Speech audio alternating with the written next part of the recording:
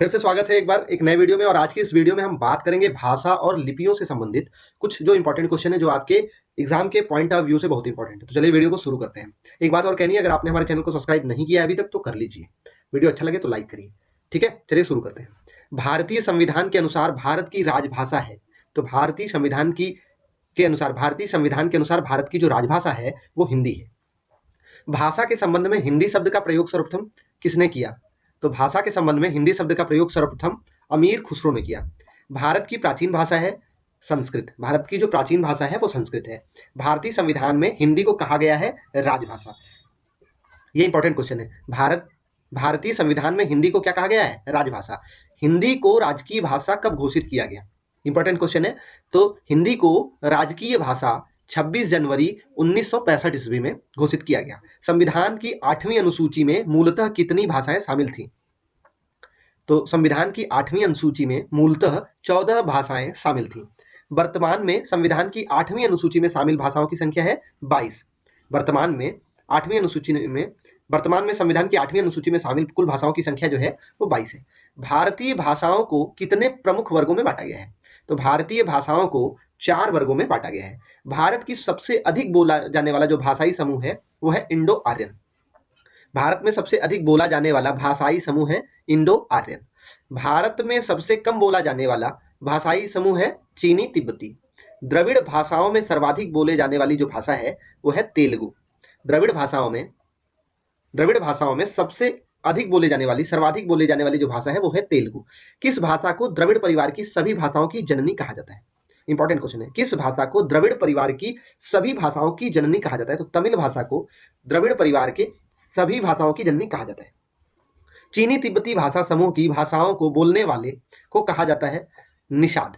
चीनी तिब्बती भाषा समूह की भाषाओं को बोलने वालों को कहा जाता है निषाद। आस्ट्रिक भाषा समूह की भाषाओं को बोलने वालों को कहा जाता है किरात। आस्ट्रिक भाषा समूह में भाषाओं को बोलने वालों को कहा जाता है किरात। केंद्रीय भाषा संस्थान कहाँ पे है? मैसूर में। बहुत इंपॉर्टेंट क्वेश्चन है। केंद्रीय भारतीय भाषा संस्थान कहाँ है? केंद्रीय भारतीय भाषा संस्थान कहाँ स्थित है? तो यह है मैसूर में। आगे बढ़ते हैं। किस भाषा को भारतीय आर्य भाषाओं की जननी, भारतीय आर्य संस्कृति का आधार, देव भाषा आदि नामों से जाना जाता है? तो भाषा है वो संस्कृत। संस्कृत भाषा को भारतीय आर्य भाषाओं की जननी, भारतीय आर्य संस्कृति का आधार और देव भाषा आदि नामों से जाना जाता है। उर्दू किस भाषा का शब्द है? उर्दू जो है वो तुर्की भाषा का शब्द है। मुगल काल की राजकीय भाषा थी। क्या थी? मुगल काल की राजकीय भाषा जो थी वो थी फारसी। मुगल काल में किस भाषा को रेख्ता कहा जाता था? मुगल काल में किस भाषा को रेख्ता कहा जाता था? तो रेख्ता जो है वो उर्दू भाषा को मुगल काल में कहा जाता था। हिंदी भाषा बोलने वाले भारतीयों की प्रतिशत लगभग कितना है? तो हिंदी भाषा बोलने वाले भारतीयों की प्रतिशत लगभग 40% है। हिंदी के पश्चात भारत की दूसरी सर्वाधिक बोले जाने वाली भाषा कौन सी है? तो हिंदी के बाद दूसरी सर्वाधिक बोले जाने भाषा, हिंदी के पश्चात भारत की दूसरी सर्वाधिक बोली जाने वाली भाषा है बांग्ला। देश के किस राज्य में संस्कृत भाषा को द्वितीय राजभाषा का दर्जा प्रदान किया गया है? तो उत्तराखंड में संस्कृत भाषा को द्वितीय राजभाषा का दर्जा प्रदान किया गया है। दक्षिण भारत की सर्वाधिक प्राचीन भाषा कौन सी है? तो दक्षिण भारत की सर्वाधिक प्राचीन भाषा तमिल है। भारत की किस भाषा को इटालियन ऑफ द ईस्ट कहा जाता है? इटालियन ऑफ द ईस्ट बहुत इंपॉर्टेंट क्वेश्चन है। तो भारत के तेलुगु भाषा को इटालियन ऑफ द ईस्ट कहा जाता है। भारत की तीसरी सर्वाधिक बोली जाने वाली भाषा है। तो तेलुगु जो है वो भारत की तीसरी सर्वाधिक बोले जाने वाली भाषा है। देश के एकमात्र किस प्रदेश में राजभाषा अंग्रेजी है? बहुत इंपॉर्टेंट क्वेश्चन है। तो देश के एकमात्र नागालैंड राज्य में जो राज्य भाषा है वो अंग्रेजी है। देश में डोंगरी भाषा, बहुत इंपॉर्टेंट क्वेश्चन है ये, देश में डोंगरी भाषा मुख्य रूप से कहां बोली जाती है? तो डोंगरी भाषा जो है वो जम्मू कश्मीर में बोली जाती है। किस भाषा को भारतीय सरकार द्वारा श्रेव्य भाषा, क्लासिकल भाषा का दर्जा दिया गया है? इंपॉर्टेंट क्वेश्चन है। तो श्रेव्य भाषा, क्लासिकल भाषा का दर्जा जो है वो तमिल भाषा को दिया गया है। कौन सा राज्य में उर्दू को अपनी सरकारी भाषा के रूप में स्वीकृति प्रदान की है? कौन सा राज्य जो है वो उर्दू भाषा को अपनी सरकारी भाषा के रूप में स्वीकृति प्रदान की है? तो वो राज्य है जम्मू कश्मीर। आगे बढ़ते हैं। भारत के किस प्रांत में कोंकणी भाषा बोली जाती है? तो कोंकणी भाषा जो है वो महाराष्ट्र व गोवा में बोली जाती है। लक्षद्वीप समूह के मिनिकाय द्वीप की भाषा क्या है? बहुत इंपॉर्टेंट क्वेश्चन है। लक्षद्वीप समूह के मिनिकाय द्वीप की भाषा है माहल। आंध्र प्रदेश की राजकीय भाषा क्या है? तो आंध्र प्रदेश की जो राजकीय भाषा है वो तेलुगु है। केरल की राजकीय भाषा क्या है? तो केरल की जो राजकीय भाषा है वो है मलयालम।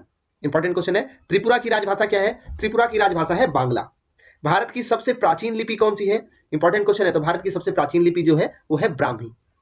आधुनिक देवनागरी लिपि का प्राचीन रूप है ब्राह्मी। किस लिपि को सभी लिपियों का जन्मदाता कहा जाता है? तो वो है ब्राह्मी लिपि।